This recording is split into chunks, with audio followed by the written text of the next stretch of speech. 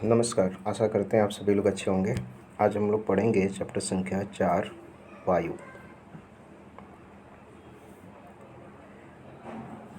हमारी पृथ्वी चारों ओर से वायु की घनी चादर से घिरी हुई है, जिसे वायुमंडल कहते हैं। पृथ्वी पर सभी जीव जीवित रहने के लिए वायुमंडल पर निर्भर हैं। यह हमें सांस लेने के लिए वायु प्रदान करता है एवं सूर्य की किरणों के हानिकारक प्रभाव से हमारी रक्षा करता है। यदि सुरक्षा की यह चादर न हो तो हम दिन के समय सूर्य की गर्मी से तप्त होकर जल सकते हैं और रात के समय ठंड से जम सकते हैं। अतः यह वह वायु राशि है जिससे पृथ्वी के तापमान को रहने योग्य बनाया है। अब यहाँ पे वायुमंडल के बाद ये बताया गया है कि वायुमंडल का संगठन, यानी कि वायुमंडल का जो निर्माण हुआ है वो किस प्रकार से है, इसमें क्या क्या पाया जाता है। क्या आप जानते हैं कि जिस वायु का उपयोग हम सांस लेने के लिए करते हैं वास्तव में वह अनेक गैसों का मिश्रण होती है। नाइट्रोजन तथा ऑक्सीजन ऐसी दो गैसें हैं जिनसे वायुमंडल का बड़ा भाग बना है। Carbon dioxide, helium, ozone, argon एवं हाइड्रोजन कम मात्रा में पाई जाती हैं। यहाँ पे कुछ चीज़ें बताई, जैसे कि गैसेस हैं यहाँ पे carbon dioxide, helium, ozone, argon और हाइड्रोजन, इनके बारे में। इन गैसों के अलावा धूल के छोटे छोटे कण भी हवा में मौजूद होते हैं। यहाँ पे एक चित्र बनाया है जिसमें डायग्राम में दिखाया है कि कार्बन डाइऑक्साइड, आर्गन या फिर अन्य सभी गैस या ऑक्सीजन या नाइट्रोजन कितने कितने मात्रा में पाई जाती है।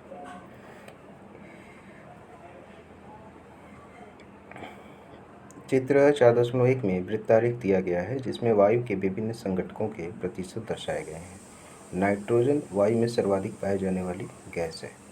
जब हम सांस लेते हैं तब फेफड़े में कुछ नाइट्रोजन भी ले जाते हैं और फिर उससे बाहर निकाल देते हैं, परंतु पौधों को अपने जीवन के लिए नाइट्रोजन की आवश्यकता होती है। वे सीधे वायु से नाइट्रोजन नहीं ले पाते।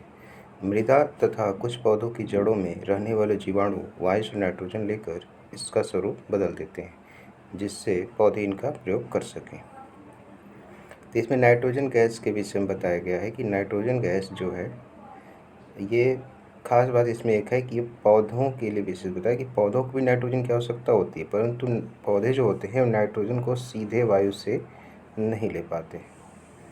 तो ये किस प्रकार लेते हैं, तो कुछ जीवाणु जो होते हैं वो जीवाणु इस नाइट्रोजन को संश्लेषित करते हैं और उसके माध्यम से पौधों को ये प्राप्त होता है। ऑक्सीजन वायु में प्रचुरता से मिलने वाली दूसरी गैस है। मनुष्य तथा पशु सांस लेने में वायु से ऑक्सीजन प्राप्त करते हैं।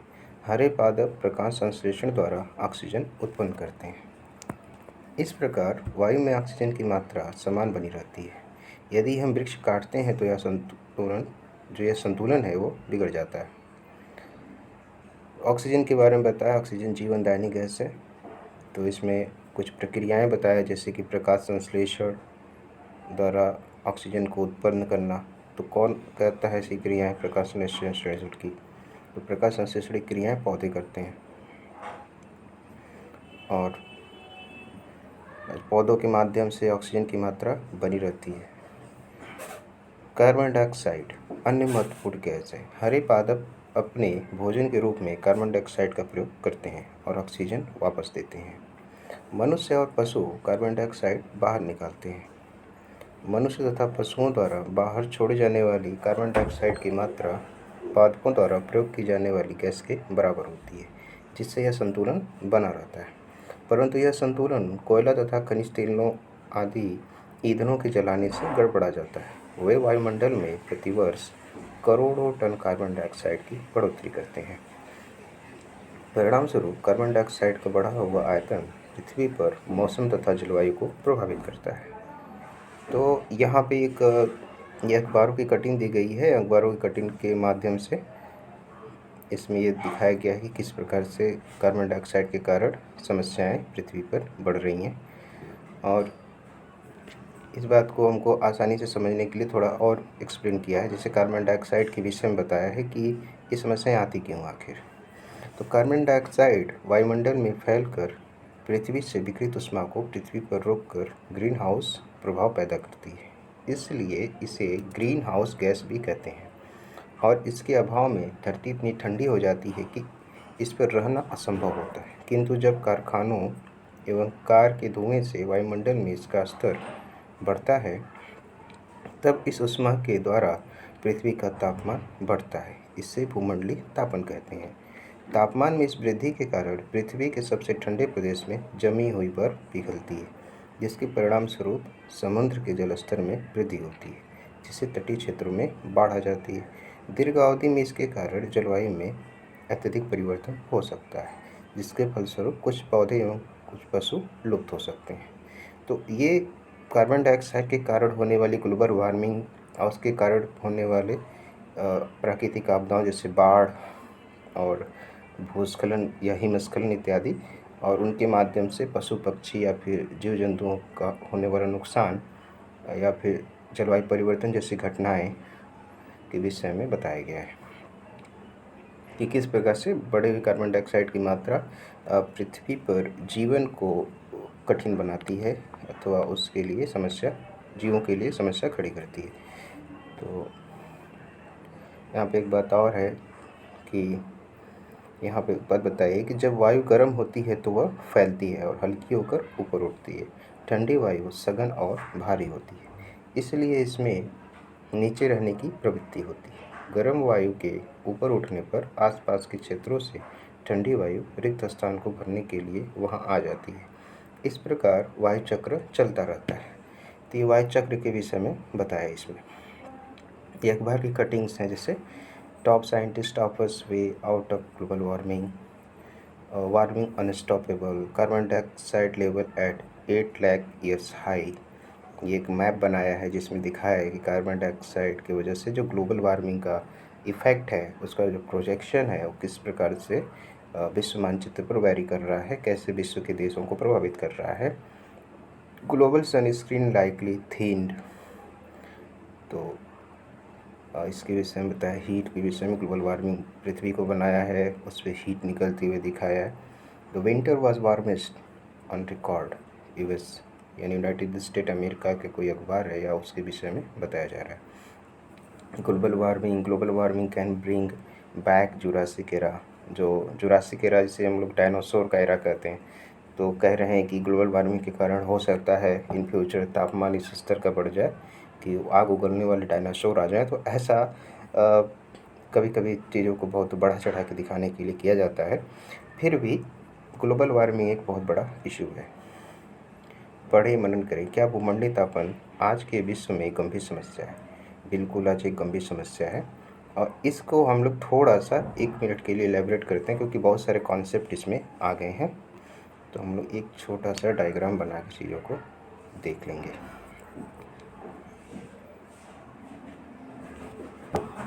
जैसे ये मान लीजिए ये हमारी हो गई एक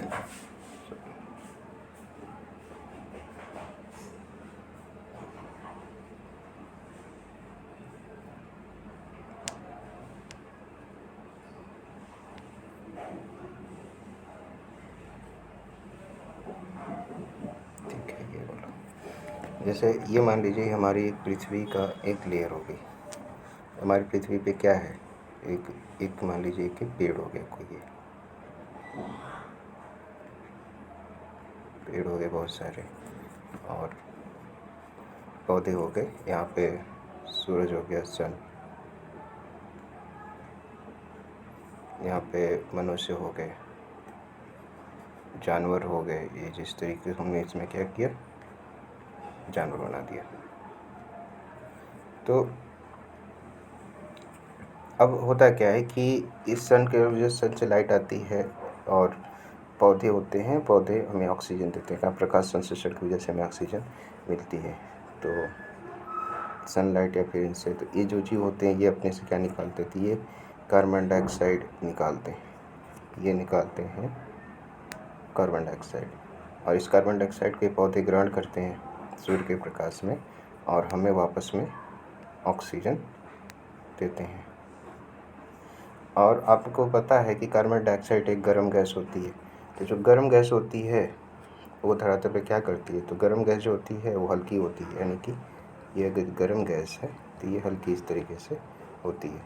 जब ये गर्म गैस होती है ऊपर की तरफ उठती है, इसकी टेंडेंसी हमेशा ऊपर की तरफ उठने की होती है, तो ऊपर की तरफ जाती है तो इसका स्थान लेने के लिए कोल्ड वायु यानी कि ठंडी गैस आती है जो कि वार्म होती है। तो जो ठंडी वायु आती है वो वार्म होती है, तो इस तरीके से इस स्थान को फील कर देती है और ये गर्म गैस ऊपर उठ जाती है। तो प्रकाश संश्लेषण हो गया, ये इस क्रिया को हम लोगों ने समझ लिया। और इसकी वजह से ग्रीन हाउस गैस का जो प्रभाव होता है वो क्यों पैदा होता है, तो उसको भी थोड़ा सा देखते हैं। अब इसके बाद ये हमारे वायुमंडल की बहुत सारी लेयर्स होती हैं, जैसे कि वायुमंडल की बहुत सारी इसमें लेयर्स होती हैं। तो इसके विषय में अब आगे पढ़ेंगे कि इसमें क्षोभ मंडल है, समताप मंडल है, मध्य मंडल है, बहिर्मंडल है, आयन मंडल है, इस तरीके से लेयर्स होती है। तो ये जो गर्म हवा है ये ऊपर की तरफ जाती है और यहाँ पे एक ऊपर की तरफ एक लेयर फॉर्म हो जाती है, कार्बन डाइऑक्साइड की एक लेयर फॉर्म हो जाती है जो इस हीट को वापस पृथ्वी के अंदर कर देती है। जैसे ये सन जो बनाया है, ये सन यहाँ पे अब इसका पोजीशन बदल जाएगा, ये पोजीशन यहाँ पे नहीं रहेगा, वो इधर कहीं इस जो फिगर इसके ऊपर हो जाएगा। तो सन से क्या होता है कि हमको शॉर्ट वेव रेडिएशन हमको प्राप्त होता है, शॉर्ट वेव रेडिएशन। और जब हम लोग वापस करते हैं पृथ्वी से जो वापस जाता है वो होता है लॉन्ग वेव रेडिएशन। इसके बारे में आप आगे पढ़ेंगे। ये जो लॉन्ग वेव रेडिएशन होता है ये पृथ्वी के ये जो कार्बन डाइऑक्साइड की लेयर बनी है ये रोक लेती है, जिसकी वजह से पृथ्वी के जो ऊपर का जो तापमान है वो बढ़ता है। इसी बढ़ते हुए तापमान के कारण क्या होता है कि ग्लोबल वार्मिंग का इफेक्ट पैदा होता है, जिसके कारण कि ग्लेशियर्स वगैरह पिघलते हैं। जैसे अगर कोई ग्लेशियर हम यहाँ पे ले लें इस फिगर के बीच में, इस तरफ अगर जैसे ग्लेशियर ले लें तो तापमान का परिवर्तन होता है, तापमान बढ़ता है।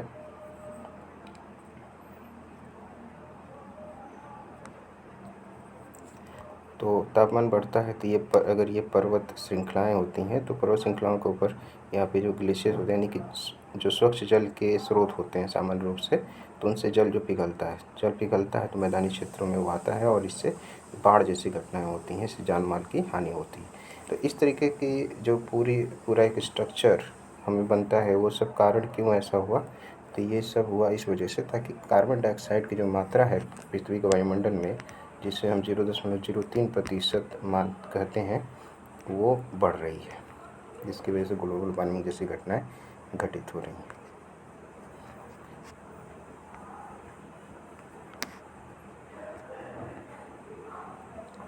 आगे हम लोग देखेंगे वायुमंडल की संरचना। हमारा वायुमंडल 5 परतों में विभाजित है जो पृथ्वी की सतह से आरंभ होती हैं। ये हैं क्षोभ मंडल, समताप मंडल, मध्य मंडल, वायुमंडल एवं बहिर्मंडल। तो इसमें क्षोभ मंडल के विषय में पढ़ेंगे। यह परत वायुमंडल की सबसे महत्वपूर्ण परत है। इसकी औसत ऊंचाई 13 किलोमीटर है। हम इसी मंडल में मौजूद वायु में सांस लेते हैं। मौसम की लगभग सभी घटनाएं जैसे वर्षा, कुहरा एवं ओलावर्षण इसी परत के अंदर होती हैं। तो हमसे सवाल पूछा जा सकता है कि पृथ्वी के जो है कि ये जो वर्षा होती है, कोहरा आता है या ओलावर्षण होता है, वो कहाँ होता है, तो ये क्षोभ मंडल में होता है। समताप मंडल, क्षोभ मंडल के ऊपर का भाग समताप मंडल कहलाता है। यह लगभग 50 किलोमीटर की ऊंचाई तक फैला है। यह परत बादलों एवं मौसम संबंधी घटनाओं से लगभग मुक्त होती है। इसके फलस्वरूप यहाँ की परिस्थिति हवाई जहाज उड़ाने के लिए आदर्श होती है। यहाँ पे एक टर्म आया हवाई जहाज, आपको ये हाईलाइट इसको कर लीजिए। समताप मंडल की एक महत्वपूर्ण विशेषता यह है कि इसमें ओजोन गैस की परत होती है। यह परत सूर्य से आने वाली हानिकारक गैसों से हमारी रक्षा करती है। अब ये बात यहाँ पे एक सूर्य से आने वाली हानिकारक गैसें और उससे रक्षा करने का बात है, इसमें परत के विषय में बताया गया। तो ये समताप मंडल है। अगला मंडल हमारे पास है मध्य मंडल। यह वायुमंडल की तीसरी परत है। यह समताप मंडल के ठीक ऊपर होती है। यह लगभग 80 किलोमीटर की ऊंचाई तक फैली होती है। अंतरिक्ष से प्रवेश करने वाले उल्का पिंड इसी मंडल में आने पर जल जाते हैं। फिर इसके बाद है वायुमंडल, यानी बाह्य वायुमंडल। बाह्य वायुमंडल में बढ़ती ऊंचाई के साथ तापमान अत्यधिक तीव्रता से बढ़ता है। अभी तक आपने पढ़ा था कि तापमान जो है वो पृथ्वी से ऊपर जाने पर मतलब कम होता है, परंतु बाह्य वायुमंडल में जाने पर तापमान जो है बढ़ता है। आयनमंडल इस परत का एक भाग है, मतलब ये पूरा वायुमंडल जो आयनमंडल नहीं है, बल्कि आयनमंडल इसका एक केवल भाग मात्र है। इस परत का भाग यह 80 से 400 किलोमीटर तक फैला है। रेडियो संचार के लिए इस परत का उपयोग होता है। तो किसका बात कर रहा है रेडियो संचार के लिए? तो आयनमंडल की जो परत है उसका उपयोग रेडियो संचार के लिए किया जाता है। वास्तव में पृथ्वी से प्रसारित रेडियो तरंगें इस परत द्वारा पुनः पृथ्वी पर परावर्तित कर दी जाती हैं। और इसके बाद आता है वायुमंडल का अंतिम जो कि परत यानी बहिर्मंडल। वायुमंडल की सबसे ऊपरी परत को बहिर्मंडल के नाम से जाना जाता है। यह वायु की पतली परत होती है। हल्की गैसें जैसे हीलियम एवं हाइड्रोजन यहाँ से अंतरिक्ष में तैरती रहती हैं। अब ये एक बात इसमें बताई गई कि हल्की गैसें जो है वो हीलियम हाइड्रोजन तैरती रहती हैं। तो क्या ऐसा भी है क्या कि पृथ्वी की जो सतह के पास गैसें पाई जाती हैं वो भारी हैं और पृथ्वी की जो ऊंचाई पर जाने पे गैसें पाई जाती हैं वो हल्की होती हैं? हाँ, ऐसा वास्तव में होता है। तो अब इस जो पूरा फिक्स चित्र बना है इसके अंदर हम लोग इसको देख सकते हैं, आसानी से समझ सकते हैं। देखिए यहाँ पे जैसे बना है क्षोभ मंडल, क्षोभ सीमा, समताप मंडल, समताप सीमा, मध्य मंडल और मध्य सीमा, और बाह्य वायुमंडल और बहिर्मंडल, जिसमें ये बताया कि जैसे ओलावृष्टि, वर्षा और वर्षा जैसी घटनाएं जो है वो क्षोभ सीमा के अंतर्गत क्षोभ मंडल में होती हैं, जिसमें माउंट एवरेस्ट भी दिखाया है। माउंट एवरेस्ट की ऊंचाई जो है 8,848 या 8,850 मीटर तक मानी गई है। तो ये ऊंचाई कहीं ना कहीं से 10 किलोमीटर की जो क्षोभ सीमा है उससे नीचे है, तो इसे माउंट एवरेस्ट को इसमें पूरा नहीं दिखाया कि इससे ऊपर जा रहा है। इसके बाद आता है समताप मंडल। तो समताप मंडल की जो निचली परत है उसमें ओजोन की परतें पाई जाती हैं, और इसी समताप मंडल में हवाई जहाज़ उड़ते हैं। आखिर हवाई जहाज़ जो है वो समताप मंडल में क्यों उड़ते हैं? तो हवाई जहाज़ों के समताप मंडल में उड़ने का जो सामान्य कारण है वह यह है कि इस मंडल में जो ताप का परिवर्तन है वो बहुत ही जैसे तीव्रता से नहीं होता है। ताप परिवर्तन होता है परंतु इतना तीव्रता से नहीं होता है। एक तरीके से तापमान जो है वो समान बना रहता है। इसके बाद आता है समताप सीमा समाप्त होती है। इसके बाद है मध्यमंडल, और मध्यमंडल के बाद बाह्य वायुमंडल आता है, जिसमें कि जो उल्का पिंड है वगैरह जब आते हैं इसमें, तो इस वायुमंडल में आते हुए पृथ्वी के गुरुत्वाकर्षण के प्रभाव के फलस्वरूप वो जल जाते हैं। इसके बाद बहिर्मंडल आता है और यहाँ से आगे की तरफ हम लोग बढ़ जाते हैं। यहाँ पे एक 100 का किलोमीटर का लाइन बनी हुई है, 100 किलोमीटर के लिए। तो यहाँ पे आगे पढ़ेंगे आप लोग कि अंतरिक्ष के क्षेत्र से संबंधित एक कार्बन रेखा और लाइन होती है जो कि इस रेंज में लाई करती है 100 किलोमीटर पर। इस पर इंटरनेशनल ट्रीटी हुई है कि इसके ऊपर का जो क्षेत्र है वो पूरी दुनिया के लिए खुला हुआ है। पूरी दुनिया के सभी देश उसमें चाहे तो अंतरिक्ष संबंधी प्रयोग और कर सकते हैं, परंतु उसके नीचे का जो क्षेत्र होता है वो एक देश के लिए उसकी अपनी जिसे कहा जाए कि वायु सीमा कहलाती है। तो इसमें ये सब घटनाएं घटित होती हैं। वर्षा, कोहरा, ओलावृष्टि समताप मंडल में होती है। हवाई जहाज़ जो हैं वो वर्षा, कोहरा, ओलावृष्टि जो क्षोभ मंडल में होती है। हवाई जहाज़ जो हैं वो समताप मंडल में उड़ते हैं। उल्का पिंड जो है वो मध्य मंडल में गिरते हैं, और बाह्य वायुमंडल में तापमान अधिक तीव्रता से बढ़ता है, और इसमें ही आयन मंडल की परत पाई जाती है जहाँ से रेडियो तरंगें विक्षेपित होकर के पुनः पृथ्वी पर वापस आती हैं, जिससे रेडियो संचार संभव हो पाता है। तो इसमें कुछ बातें लिखेंगे, जैसे स्थानीय समाचार पत्र से 10 दिन की मौसम रिपोर्ट लिखें एवं मौसम में बदलाव का अवलोकन करें। क्योंकि मौसम में बदलाव का अवलोकन करना आसान है, जलवायु में बदलाव का अवलोकन करना आसान नहीं है। इस बात को आप लोग आसानी से समझते होंगे, क्योंकि मौसम जो है वो दैनंदिन परिवर्तन है, दैनिक परिवर्तन है, जबकि जो जलवायु परिवर्तन होता है वो एक लंबा समय लेता है। यानी वो एक बड़े समय का गैप होता है जिसमें उस क्षेत्र विशेष या फिर देश विशेष की जो जलवायु दशाएं हैं उनमें परिवर्तन होता है। अब आगे आते हैं मौसम एवं जलवायु। तो थोड़ा सा मौसम जलवायु के विषय में देखते हैं। तो क्या आज वर्षा होगी? क्या आज दिन साफ होगा और धूप निकलेगी? कितनी ही बार हमने क्रिकेट प्रेमियों के मुंह से एक दिवसीय मैच के भविष्य पर अनुमान लगाते सुना होगा। यदि हम कल्पना करें कि हमारा शरीर एक रेडियो है और मस्तिष्क उसके स्पीकर, तो मौसम वह है जो इसके नियंत्रण बटनों से छेड़छाड़ करता रहता है। मौसम वायुमंडल की प्रत्येक घंटे तथा प्रतिदिन की स्थिति होती है। यहाँ पे मौसम के विषय में बताया कि मौसम होता क्या आखिर। तो मौसम जो है वायुमंडल के दिन प्रतिदिन की स्थिति होती है।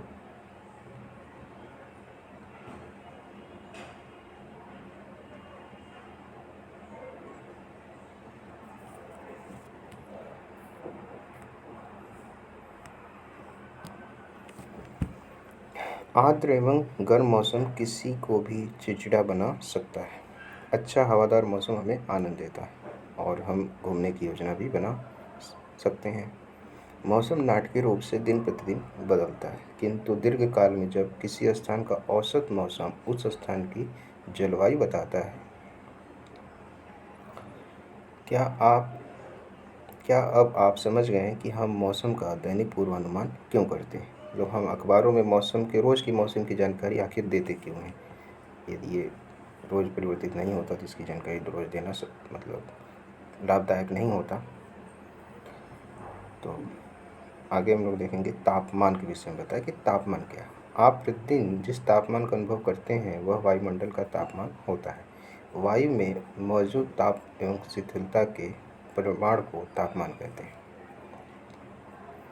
ताप एवं शीतलता जो कि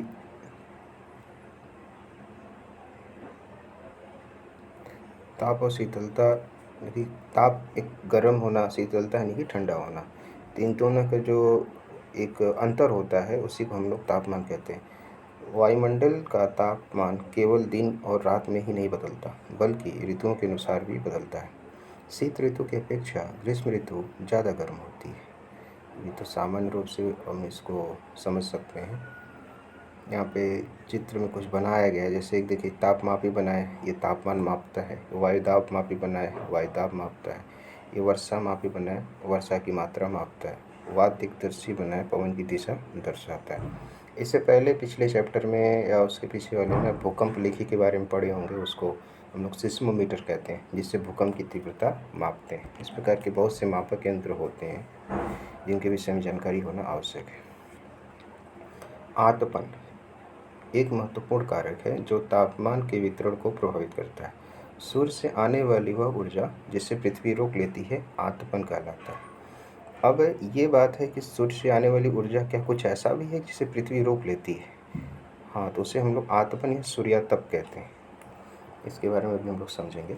आतपन सूर्यातप की मात्रा भूमध्य रेखा से ध्रुवों की ओर घटती है, इसलिए तापमान उसी प्रकार घटता जाता है। क्या अब आप समझ गए होंगे कि ध्रुव बर्फ से क्यों ढके हुए हैं? यदि पृथ्वी का तापमान अत्यधिक बढ़ जाता है तो यह इतनी गर्म हो जाएगी कि यहाँ कुछ फसलें नहीं उग सकेंगी। गांव की अपेक्षा नगरों का तापमान बहुत अधिक होता है। दिन के समय एस्फाल्ट से बनी सड़कें, धातु और कंक्रीट से बने भवन गर्म हो जाते हैं। रात के समय यह ऊष्मा मुक्त हो जाती है। नगर के भीड़ भाड़ वाले ऊंचे भवन गर्म वायु को रोक लेते हैं, जिससे नगरों का तापमान बढ़ जाता है। तो इसमें नगर का तापमान गांव की अपेक्षा अधिक क्यों होता है, इसके विषय में ये बता दिया है कि नगरों के जो भीड़ भाड़ वाले ऊंचे भवन होते हैं, मकान होते हैं, वो वायु को रोक लेते हैं, इससे तापमान बढ़ जाता है। और दूसरा कारण एक ये भी है कि नगरों में जो है जनसंख्या कहीं न कहीं गाँव की तुलना में अधिक होती है। इसके वजह से वहाँ कार्बन डाइऑक्साइड की जो उत्सर्जन होता है वो अधिक होता है। और भी वहाँ पे गाड़ियाँ चलती हैं जिनसे और विभिन्न प्रकार की ग्रीन हाउस गैसें यानी भूमंडलीय तापन को उत्पन्न करने वाली गैसें पैदा होती हैं, जिससे पृथ्वी के तापमान में वृद्धि होती है। तो यहाँ पे एक बात दिया है कि यह जानकर आपको आश्चर्य होगा कि पृथ्वी सूर्य की ऊर्जा के 2 अरबवें भाग का केवल 1 भाग ही प्राप्त करती है। तो आपको पता है कि पृथ्वी सूर्य से कितना दूर है? लगभग 15 करोड़ 150 करोड़ किलोमीटर दूर है। अब इसमें हम लोग एक चीज़ समझना था कि ये जैसे कि इसमें दिया है कि सूर्य से आने वाला जो ऊर्जा है वो ध्रुवों की तरफ क्यों घटता है, ऐसा क्यों होता है।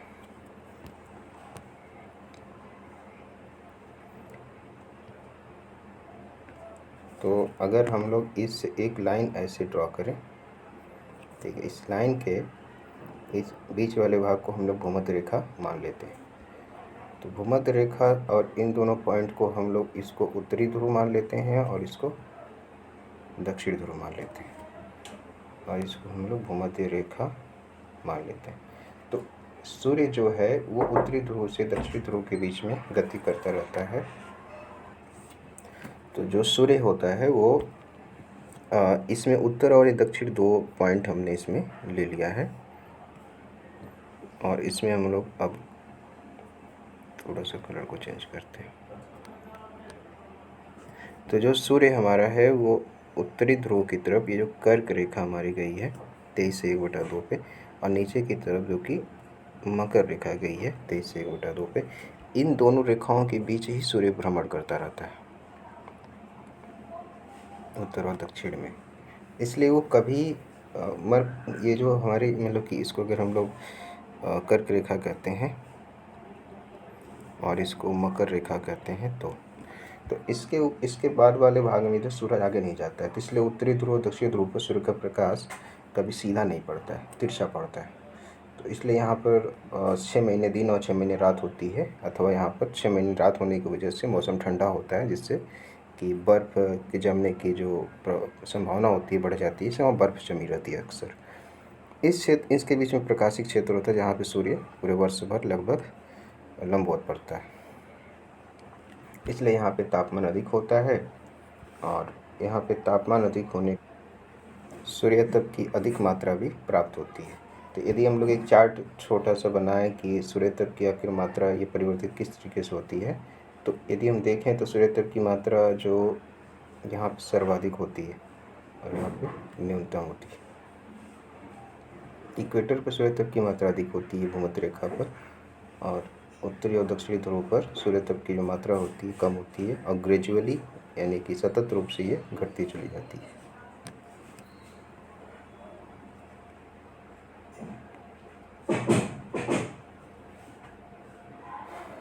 यहाँ पे तापमान के विषय में बताया कि तापमान को मापने की इकाई डिग्री सेल्सियस है। तो तापमान को हम लोग किस में मापते हैं, तापमान को हम लोग मापते हैं डिग्री सेल्सियस में। इसका आविष्कार एंडर्स सेल्सियस ने किया था, तो इसको हम लोग याद कर सकते हैं। सेल्सियस दोनों में आता है, एंडर्स सेल्सियस और ये डिग्री सेल्सियस दोनों में आता है। तो इसको जो डिग्री सेल्सियस पैमाना था इसका आविष्कार एंडर्स सेल्सियस ने किया था। तो अब आपको ये भी पता है कि तापमान मापने की और भी बहुत सी इकाई होती है, जैसे फ़ारेनहाइट, और भी होती है जैसे केल्विन। तो आप इसके बारे में जानकारी ले सकते हैं कि केल्विन को किसने खोजा था और फ़ारेनहाइट को किसने खोजा था, और उसे ले करके आप यहीं पे लिख सकते हैं केल्विन को जैसे किसने खोजा था। और तो केल्विन पैमाने को लॉर्ड विलियम नहीं फ़ारेनहाइट पैमाने को लॉर्ड विलियम थॉमसन नामक वैज्ञानिक ने खोजा था, और केल्विन पैमाने को डेनियल गैब्रायल फ़ारेनहाइट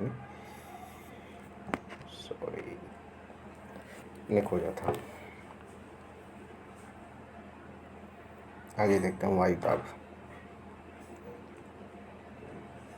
यह जानकर आपको आश्चर्य होगा कि वायु हमारे शरीर पर उच्च दाब के साथ बल लगाती है, किंतु हम इसका अनुभव नहीं करते। यह इसलिए होता है क्योंकि वायु का दाब हमारे ऊपर सभी दिशाओं से लगता है और हमारा शरीर विपरीत बल लगाता है। न्यूटन का नियम आपने पढ़ा ही होगा, एक्शन रिएक्शन का। तो जब वायु हमारे ऊपर दाब बल लगाती है तो हमारा शरीर जो है वो वायु के विपरीत बल लगाता है। पृथ्वी की सतह पर वायु के भार द्वारा लगाया गया दाब वायुदाब कहलाता है। भूमंडल में ऊपर की ओर जाने पर दाब तेजी से गिरने लगता है। समुद्र स्तर पर वायु दाब सर्वाधिक होता है और ऊंचाई पर जाने से यह घटता जाता है। वायु दाब का क्षैतिज वितरण किसी स्थान पर उपस्थित वायु के ताप द्वारा प्रभावित होता है। अधिक तापमान वाले क्षेत्रों में वायु गर्म होकर ऊपर उठती है, यह निम्न दाब क्षेत्र बनता है। निम्न दाब बादल युक्त आकाश एवं नम मौसम के साथ जुड़ा होता है। कम तापमान वाले क्षेत्रों की वायु ठंडी होती है, जिसके फलस्वरूप यह भारी होता है। भारी वायु निमज्जित होकर उच्च दाब क्षेत्र बनाती है। यहाँ पे टर्म है निमज्जित होना। तो निमज्जित होने से तात्पर्य इससे है कि भारी वायु जो होती है वो एक दूसरे में इकट्ठा होकर नीचे की तरफ बैठती है, नीचे की तरफ बैठती है, भारी हो जाती है तो नीचे की तरफ बैठती है। तो उच्च दाब के कारण स्वच्छ, स्पष्ट एवं स्वच्छ आकाश होता है। यानी कि जब मौसम ठंडा होता है तो जो आकाश हमें स्वच्छ दिखाई देता है। वायु सदैव उच्च दाब क्षेत्र से निम्न दाब क्षेत्र की ओर गमन करती है। अब एक इन्फॉर्मेशन दी गई है, क्या आप जानते हैं कि चाँद पर वायु नहीं है, अतएव वहाँ वायुताप भी नहीं है। अंतरिक्ष यात्री जब चाँद पर जाते हैं तो वे विशेष रूप से सुरक्षित हवा से भरी हुई अंतरिक्ष पोशाक पहनते हैं। यदि वे इस अंतरिक्ष पोशाक को न पहने तो अंतरिक्ष यात्रियों के शरीर द्वारा विपरीत बल लगने के कारण उनकी रक्त शिराएँ फट सकती हैं, जिससे अंतरिक्ष यात्री रक्तस्रावित हो सकते हैं। और ये इसी तरीके की घटना कब होती है, तो जब हम लोग पहाड़ों की यात्रा करते हैं या फिर पहाड़ों की जो लोग चढ़ाई करते हैं उनके साथ भी इसी तरीके की घटना होती है। आखिर ऐसा होता क्यों है उनके साथ? तो जब हम लोग जैसे पृथ्वी पर ऊंचाई की तरफ जाते, चंद्रमा पर तो इसलिए ऐसा हुआ, चंद्रमा पर इसलिए ऐसा हुआ क्योंकि उसके चारों तरफ वायुमंडल नहीं है, वायुमंडल की परत उसके चारों तरफ नहीं है, जिस तरीके से पृथ्वी पर वायुमंडल की परत है। परंतु पहाड़ों पर जाने पर ऐसा क्यों हुआ? पहाड़ों पर जाने की, यहाँ से अगर हम लोग किसी पहाड़ पर जाते हैं तो ऊंचाई जब बढ़ती है तो जो वायुदाब होता है वो क्या होता है, अगर ऊंचाई बढ़ती है तो वायुदाब घटता है। और जो कोई मनुष्य है यदि वो पहाड़ की ऊंचाई इसके लिए चढ़ाई कर रहा है तो इसके शरीर के अंदर जो ब्लड है तो उसका ब्लड का जो वायुदाब है वो धीरे जब बाहर का वायुदाब घटता है तो उसके जो ब्लड है यानी कि शरीर का जो अंदर का वायुदाब है वो इसकी तुलना में अधिक होता जाता है, जिसके कारण कि आपने पढ़ा कि जो वायु है वो उच्च दाब से निम्न दाब की तरफ बहती है। उसी तरीके से ये जो ब्लड है जो शरीर के अंदर है ये भी उच्च दाब से निम्न दाब की तरफ बहता है, जिससे कि इस व्यक्ति के अंदर जो दाब है वो बढ़ता है, जिसकी वजह से नाक से खून वगैरह निकलने लगते हैं पहाड़ों की चढ़ाई करते समय। लेकिन चंद्रमा पर ऐसा है कि वहाँ पर वायुमंडल वायुदाब है ही नहीं, यानी कि जो आउटर जो प्रेशर है वो शून्य हो गया और जो इनर प्रेशर होगा ब्लड के अंदर शरीर के वो तो अधिक है ही है। इसलिए अंदर से शरीर के अंदर से खून मतलब या फिर इसी के रक्त शिराओं के फटने की जो टेंडेंसी है, जो प्रायिकता है वो बढ़ जाती है। सामान्य रूप से दाब का अंतर होता है।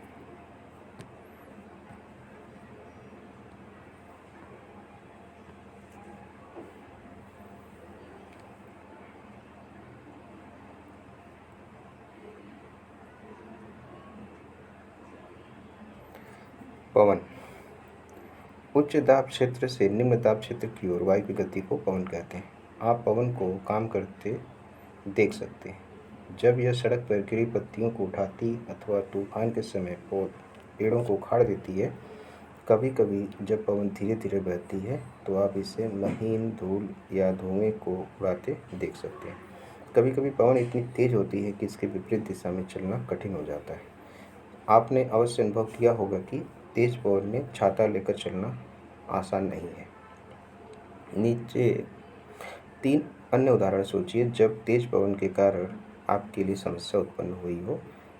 तो आप इसमें तुरंत उदाहरण सोचिए, जैसे आप साइकिल चलाते हुए जा रहे थे तो पवन तेज गति से चलने लगी और आप साइकिल को हैंडल नहीं कर पाए, या फिर आप किसी सड़क पर पैदल चल रहे थे, तेज़ हवा अचानक चलने लगी, आंधी आ गई और आप उसके प्रभाव को मतलब सहन नहीं कर पाए, गिर गए। ऐसा कुछ हुआ और घटनाएं होती हैं कभी कभी।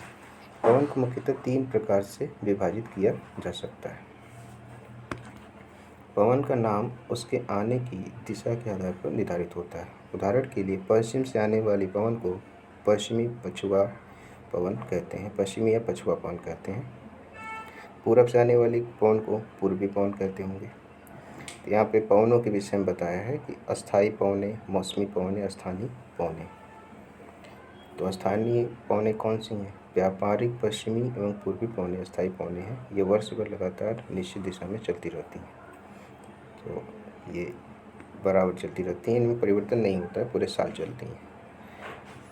मौसमी पवनें, ये पवनें विभिन्न ऋतुओं में अपनी दिशा बदलती रहती हैं। उदाहरण के लिए भारत में मानसूनी पवनें, जिससे भारत में वर्षा होती है। दक्षिण पश्चिम मानसून से भारत में वर्षा होती है। स्थानीय पवनें, ये पवनें किसी छोटे क्षेत्र में वर्ष या दिन के किसी विशेष समय में चलती हैं। उदाहरण के लिए स्थल एवं समुद्र समीर। क्या आपको भारत के उत्तरी क्षेत्र की गर्म एवं शुष्क स्थानीय पवन याद है? इसे क्या कहते थे? इसे लू कहते थे। यहाँ पे पृथ्वी के अंदर वायदा पेटियों के पेड़ बनाया गया है। वायदा पेटियों को दिखाया गया है, जिसमें कि विभिन्न प्रकार के पवनों के वायुमंडल में, जो पृथ्वी का स्थल मंडल है उसके ऊपर जो उनका गति बहने यानी प्रवाह है उसको दिखाया गया, किस तरीके से वो बहती है। तो जब आप भूमध्य रेखा की तरफ देखेंगे तो भूमध्य रेखा में निम्न दाब क्षेत्र, इसमें डोलड्रम है, जहाँ पे ऐसी स्थिति है कि पवन की बिल्कुल मात्रा नहीं है, वहाँ पे शांति रहती है।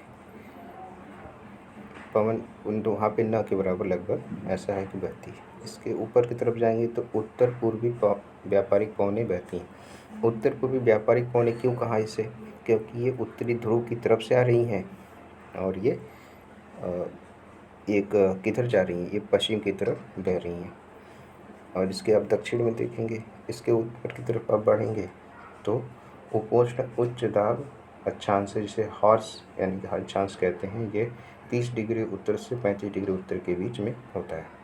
इसके ऊपर सनातन पछुआ पवनें हैं। तो पछुआ पवनें क्यों हो गई? क्योंकि ये पश्चिम दिशा से आ रही हैं।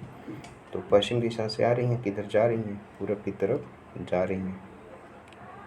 इसके ऊपर अधोध्रुवीय निम्न दाब क्षेत्र, जहाँ पे ध्रुवीय पूर्वी पवनें जो कि उत्तरी ध्रुव की तरफ से आ रही हैं वो एक दूसरे से मिलती हैं। इसी तरीके से संरचना जो है कि वो दक्षिण ध्रुव के लिए बनाई गई है। दक्षिण पूर्वी व्यापारिक पवनें उपोष्ण उष्ण दाब हास अक्षांश, जो कि 30 डिग्री दक्षिण से 35 डिग्री दक्षिण में स्थित है। सनातन पछुआ पवनें अधोध्रुवीय निम्न दाब क्षेत्र है। तो ध्रुवीय पूर्वी पवनें और उच्च दाब क्षेत्र है। उच्च दाब क्षेत्र होने का तात्पर्य इससे कि यहाँ पे तापमान क्या होगा? कम होगा। और निम्न दाब क्षेत्र होने का क्या मतलब है? निम्न दाब क्षेत्र होने का अर्थ यह है कि यहाँ पे तापमान अधिक होगा। तो अब इसमें एक बात का और अंदाज़ा लगा सकते हैं कि ऐसी पवनें जो कि भूमध्य रेखा की तरफ जा रही हैं और जो ध्रुवों की तरफ से आ रही हैं, दोनों में अंतर है। और क्या कर रहे, और ये बात है कि यहाँ पे जो भूमध्य रेखा के पास में है, ये जो पवनें हैं पूरब से पश्चिम की तरफ क्यों जा रही हैं, और दक्षिणी ध्रुव में पश्चिम से पूरब से पश्चिम की तरफ क्यों जा रही हैं। तो आपको पता है कि पृथ्वी जो है पश्चिम से पूरब की तरफ गति करती है, तो इसलिए पृथ्वी के ऊपर जो अन्य राशियाँ हैं वो एक तरीके से एक्शन रिएक्शन के सिद्धांत के अनुसार पृथ्वी की गति के विपरीत दिशा में वो गति करती हैं। इसलिए ये पवनें हमको पूरब से पश्चिम की तरफ जाती हुई दिख रही हैं, उत्तर पूर्वी व्यापारिक पवनें हों चाहे दक्षिण पूर्वी व्यापारिक पवनें हों। इसके बाद तापमान में परिवर्तन होने के कारण अन्य जो पवनें हैं, सनातन पछुआ पवनें या ध्रुवीय पूर्वी पवनें, इनकी दिशा में परिवर्तन होता है। अब एक चक्रवात प्राकृतिक आवेश, ऐसा चक्रवात के विषय में बताया गया है कि चक्रवात क्या होता है और चक्रवात आता क्यों है। एक छोटा सा अनुभव है, इसके विषय में आगे कक्षाओं में अच्छे से बताया जाता है। भारत के पूर्वी समुद्री तट पर स्थित ओडिशा में बंगाल की खाड़ी से उठने वाले चक्रवातों का खतरा बना रहता है। 17-18 अक्टूबर 1999 को राज्य के 5 जिलों में चक्रवात आया। 29 अक्टूबर 1999 को एक अन्य महाचक्रवात आया, जिसने राज्य के एक बड़े भाग में तबाही मचाई। मुख्यतः पवन का वेग, वर्षा तथा ज्वारीय प्रोत्कर्ष से हानियाँ हुई। 260 किलोमीटर प्रति घंटा के वेग से पवन 36 घंटे से भी ज़्यादा समय तक चलती रही। तीव्र वेग वाली इस पवन ने पेड़ों को उखाड़ दिया और कच्चे घरों को नष्ट कर दिया। अनेक औद्योगिक भवनों तथा अन्य घरों की छतें भी उड़ गईं। विद्युत आपूर्ति एवं टेलीफोन पूरी तरह से कट गई। चक्रवात के फलस्वरूप लगातार 3 दिनों तक भारी वर्षा होती रही। इस वर्षा के कारण ओडिशा की प्रमुख नदियों में बाढ़ आ गई। चक्रवाती पवनों के कारण उठी ज्वारीय तरंगें स्थल पर 20 किलोमीटर तक आ गई और फलस्वरूप तटीय क्षेत्रों में भयानक तबाही हुई। अचानक 7 से 10 मीटर ऊंची ज्वारीय तरंगें आ गईं, जिसके कारण तैयार खड़ी फसलों पूरी तरह से नष्ट हो गई। 25 अक्टूबर 1999 को पूर्वी पोर्ट ब्लेयर के निकट थाईलैंड की खाड़ी में अवदाब के कारण यह चक्रवात उत्पन्न हुआ और धीरे धीरे उत्तर पश्चिमी दिशा में बढ़ा। गहन होकर इसने महाचक्रवात का रूप धारण कर लिया और 29 अक्टूबर को सुबह 10:30 बजे ओडिशा के इरिशामा एवं बालीकुडा के बीच के क्षेत्रों को प्रभावित किया। इस महाचक्रवात ने भुवनेश्वर, कटक और 28 तटीय नगरों सहित ओडिशा के पूरे तट को बर्बाद कर दिया। इसने लगभग 130 लाख लोग प्रभावित हुए। बहुत बड़ी संख्या में पशुओं की मौत हो गई। धान, सब्जियों एवं फलों के खड़े फसलों को भारी नुकसान हुआ। ज्वारीय प्रोत्कर्ष से उत्पन्न हुई लवणता के कारण कृषि योग्य विशाल भू क्षेत्र अनुपजाऊ हो गए। साल, सागवान एवं बांस के बगान वाले विशाल भू क्षेत्र नष्ट हो गए। पारादीप एवं कोणार्क के बीच स्थित मैंग्रोव के जंगल लुप्त हो ही गए। ये एक चक्रवाती दशाओं के विषय में बताया, चक्रवात के बारे में। इसमें बहुत सी बातें कही हैं जिसमें कि समय हम समझें तो इसमें कई चीज़ें हैं, जैसे कि चक्रवात क्यों आया, कहाँ से आया। तो चक्रवात कहाँ से आया? चक्रवात जो आया वो आया पूर्वी पोर्ट ब्लेयर के निकट थाईलैंड की खाड़ी में अवदाब के कारण। निम्न दाब क्षेत्र उत्पन्न हो गया वहाँ पे। निम्न दाब क्षेत्र का मतलब तापमान परिवर्तन हुआ, तापमान जो है अधिक था और बाहर का तापमान कम था, जिसके कारण की तीव्र वायु चलने लगी अपने साथ, जो कि अनावश्यक रूप से बादलों को ले आई, जिससे अधिक समय तक वर्षा हुई और इन सब के कारण होने वाले नुकसान के विषय में इसमें बताया गया कि क्या क्या नुकसान हुआ और किस प्रकार से ये चक्रवात जो है वो मानव जनजीवन के लिए हानिकारक है, नुकसानदायक है। इसमें एक बात लिखी है, मैंग्रोव के जंगल। ये मैंग्रोव के जंगल क्या होते हैं? तो मैंग्रोव के जंगल जो हैं वो खारे पानी में उत्पन्न होने वाले कुछ विशेष प्रकार के पौधे होते हैं जो समुद्र तटों पर सामान्य रूप से पाए जाते हैं, जो समुद्र तटों को सुनामी और तीव्र जल तरंगों से बचाते हैं। इनकी जो जड़ें होती हैं ये पानी में होती हैं। आर्द्रता। जब जल पृथ्वी एवं विभिन्न जलाशयों से वाष्पित होता है तो यह जलवाष्प बन जाता है। वायु में किसी भी समय जलवाष्प की मात्रा को आर्द्रता कहते हैं। जब वायु में जलवाष्प की मात्रा अत्यधिक होती है तो उसे हम आर्द्र दिन कहते हैं। जैसे जैसे वायु गर्म होती है इसकी जलवाष्प धारण करने की क्षमता बढ़ती जाती है और इस प्रकार यह और अधिक आर्द्र हो जाती है। आर्द्र दिन में कपड़े सूखने में काफ़ी समय लगता है एवं हमारे शरीर से पसीना आसानी से नहीं सूखता और हम असहज महसूस करते हैं। आर्द्र होने का तात्पर्य है कि मौसम में जो वायु है उसमें पानी की मात्रा अधिक होना, नमी अधिक होना। जब जलवाष्प ऊपर उठता है तो यह ठंडा होना शुरू हो जाता है। जलवाष्प संघनित होकर ठंडा होकर जल की बूंदें बनाता है। बादल इन्हीं जल की बूंदों का एक समूह होता है। जब जल की ये बूंदें इतनी भारी हो जाती हैं कि वायु में तैर ना सके तब ये वर्षण के रूप में नीचे आ जाती हैं। आकाश में उड़ते हुए जेट हवाई जहाज अपने पीछे सफ़ेद पद चिन्ह छोड़ते हैं। इनके इंजनों से निकली नमी संघनित हो जाती है वायु के ताप गतिमान न रहने की स्थिति में यह संग्रहित नमी कुछ देर तक पथ के रूप में दिखाई देती है।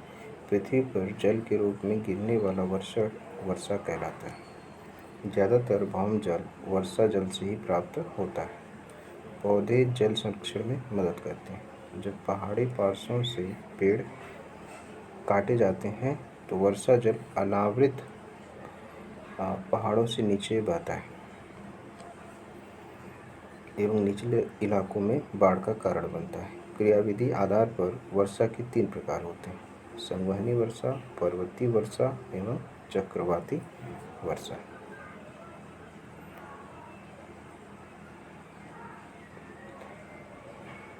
तो यहाँ पे ये पूरा दिखाया गया है कि ये चक्रवाती वर्षा किस तरीके से हुई और पर्वतीय वर्षा कैसे होती है और ये संवहनी वर्षा कैसे होती है। तो जैसे कि समुद्र तटीय क्षेत्रों में जो गर्म वायु होती है वो तेज़ी से ऊपर की तरफ उठती है, उसका स्थान लेने के लिए ठंडी वायु आती है तेज़ी से, जिसके कारण कि अधिक मात्रा में जल राशि जो बादल के रूप में जल राशि इकट्ठा हो जाती है, जिससे तीव्र कम समय में तीव्रता के साथ वर्षा होती है, जिसे हम लोग चक्रवाती वर्षा कहते हैं। इस वर्षा में पवन भी होती गति जो पवन की गति होती है उसके आधार पर निर्धारण किया जाता है कि लगभग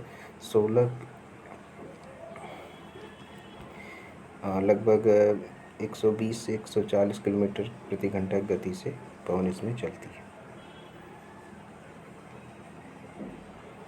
इसमें संवहनी वर्षा, जिसमें मैदानी क्षेत्रों में जो वर्षा होती है, इसमें कहीं कहीं वर्षा स्थिर रूप में और धीरे धीरे लंबे समय तक होती है। पर्वतीय वर्षा बादलों के पर्वत शिखरों से टकरा जाने के कारण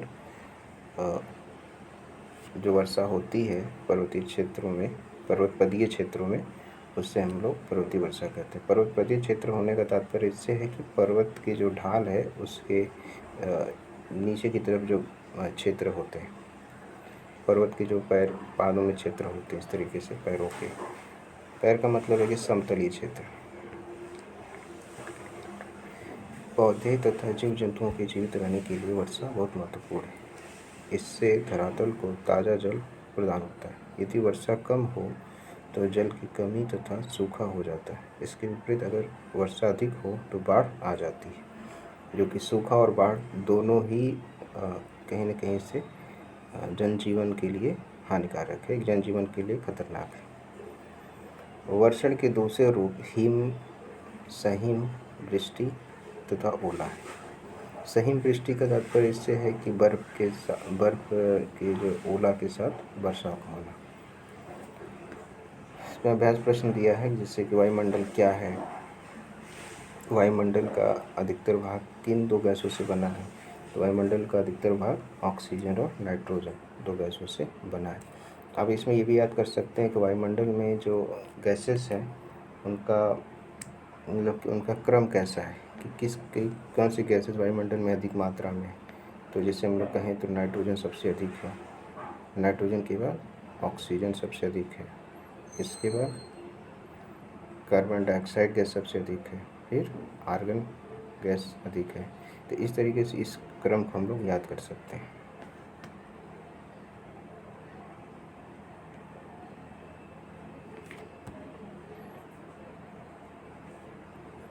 वायुमंडल में कौन सी गैस हरितगृह प्रभाव पैदा करती है?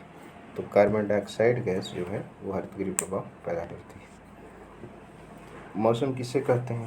दैनंदिन जो मौसमी दशाएं परिवर्तन होता है, जलवायु दैनंदिन तापमान परिवर्तन कारण जो परिवर्तन होता है जलवायु दशाओं में, उसे मौसम कहते हैं। वर्षा के 3 प्रकार लिखें। तो चक्रवाती वर्षा, संवहनी वर्षा और पर्वतीय वर्षा। वायु दाब क्या है? तो वायु के द्वारा जो पृथ्वी के ऊपर दाब लगाया जाता है, यानी कि जो उससे बल लगता है उसके कारण जो दाब उत्पन्न होता है उसे वायु दाब कहते हैं। निम्नलिखित में से कौन सी गैस सूर्य की हानिकारक किरणों से बचाती है? तो इसके में बताया कि ओजोन जो गैस है वो सूर्य की हानिकारक किरणों से बचाती है तथा यह गैस समताप मंडल के निचले सीमा में पाई जाती है। ये हानिकारक किरणों से क्या तात्पर्य है? तो सूर्य के माध्यम से अल्ट्रावायलेट रेस पृथ्वी पर आती हैं, जिसे हम पराबैंगनी किरणें कहते हैं। ये ए, बी और सी 3 प्रकार की होती हैं। वायुमंडल की सबसे महत्वपूर्ण परत है कौन सी? तो अब इसमें अपने हिसाब से हम देखें तो क्षोभ मंडल, मध्यमंडल, बाह्य वायुमंडल। यदि यहाँ पे समताप मंडल होता तो हम समताप मंडल को सबसे महत्वपूर्ण परत मानते, परंतु क्षोभ मंडल हमारे लिए यहाँ पे सबसे महत्वपूर्ण परत है, क्योंकि क्षोभ मंडल में ओला, वर्षा तथा वायु से संबंधित जो घटनाएं होती हैं पृथ्वी के ऊपर, कोहरा, ये सब होती हैं। वायुमंडल की निम्न परतों में कौन से बादल विहीन है?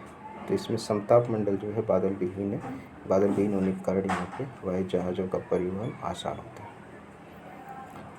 वायुमंडल की परतों में जब हम ऊपर उठ जाते हैं तो वायुदाब क्या होता है? तो वायुमंडल की परतों में ऊपर उठ जाने पर जो वायुदाब है वो क्या होता है? तो वायुदाब बढ़ता है। तो क्या हमेशा ऐसा होता है? तो हमेशा ऐसा नहीं होता है। जब वृष्टि तरल रूप में पृथ्वी पर आती है तो उसे हम क्या कहते हैं? तो वर्षा, उसे हम लोग वर्षा कहते हैं। व्यापारिक पवने, तो व्यापारिक पवने क्या हैं? तो सूर्य से आने वाली ऊर्जा है, मौसमी पवन है, पवन की क्षैतिज गति है, या ओजोन गैस की परत है, या अस्थायी पवन है, या स्थानीय पवन है। तो व्यापारिक पवन जो हैं वो अस्थायी पवन है। लू क्या है? लू एक अस्थानीय पवन है। मानसून क्या है? तो मानसून क्या है? मानसून एक मौसमी पवन है। पवन क्या है? तो पवन जो है वो पवन की जो क्षैतिज गति है उसे हम पवन कहते हैं।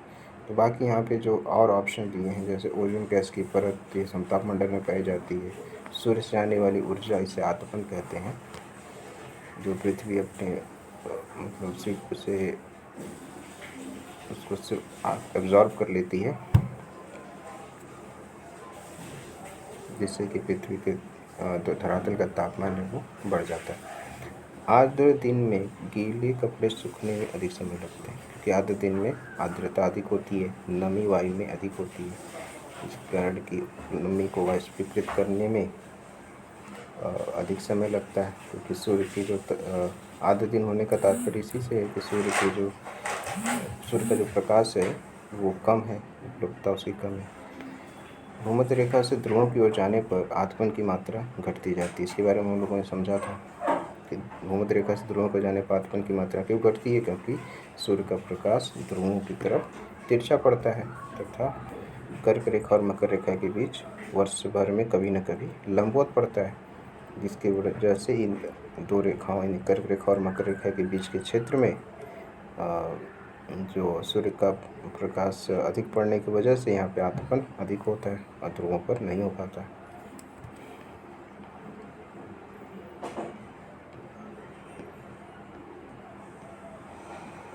इसके साथ इस चैप्टर को हम लोग समाप्त करते हैं।